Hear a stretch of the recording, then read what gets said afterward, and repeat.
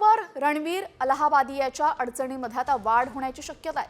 मुंबई पोलिसांकडून रणवीरची चौकशी सुरू झाली असून इंडियाज गॉट टॅलेंट शो मध्ये सहभागी झालेल्या रणवीरनं वादग्रस्त वक्तव्य केलं होतं।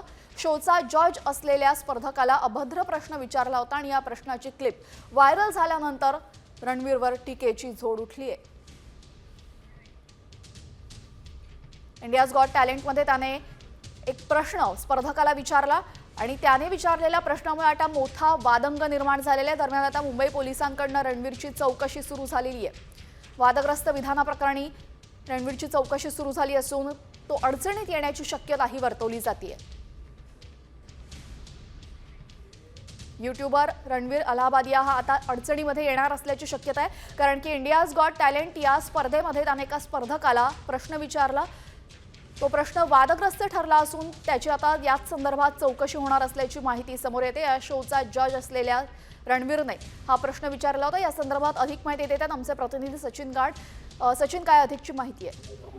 नक्कीच आपण बघतोय की एका पॉडकास्टमध्ये रणवीरने एक प्रश्न विचारला होता। या प्रश्नाची क्लिप समाज माध्यमांवरती व्हायरल झाल्यानंतर रणवीरवरती अक्षरशः आपण बघतोय की टीकेची झोड उठलेली होती। मुंबई पोलिसांनी तात्काळ तपासाला सुरुवात केली होती।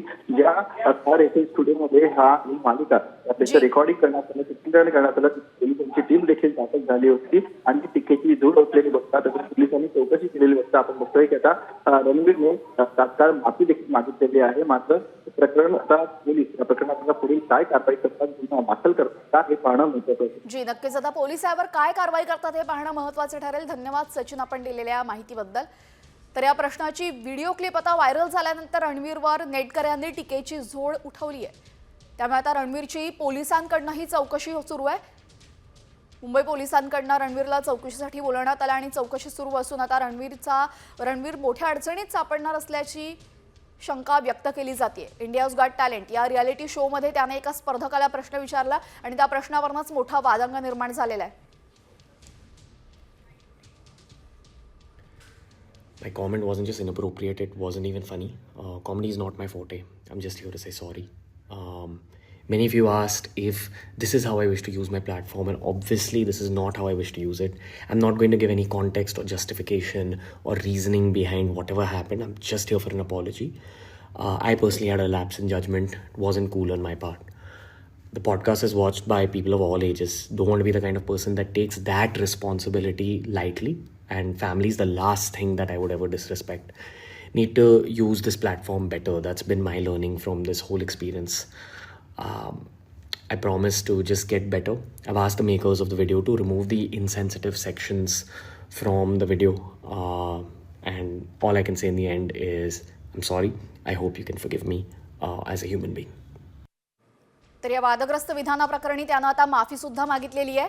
पोलिसांकडून त्याची चौकशीही करण्यात आली आणि त्याचमुळे आता रणवीरनं सार्वजनिकरित्या ही माफी मागितलेली आहे। इंडियाज गॉट टॅलेंट या शो मध्ये त्याने एका स्पर्धकाला हा प्रश्न विचारला होता। या प्रश्नाची व्हिडिओ क्लिप व्हायरल झाल्यानंतर नेटकऱ्यांनी सुद्धा मोठी टीका रणवीरवर केली होती आणि त्यानंतर आता रणवीरने माफी मागितलेली आहे।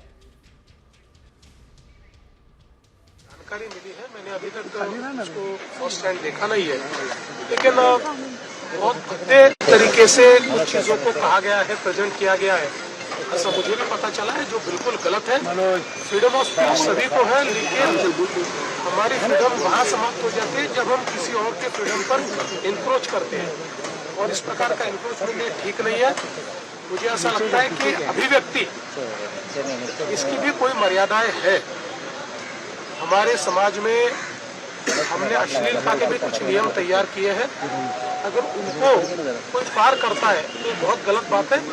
अगर ऐसी कोई बात होती है तो उसके ऊपर कार्रवाई होती है।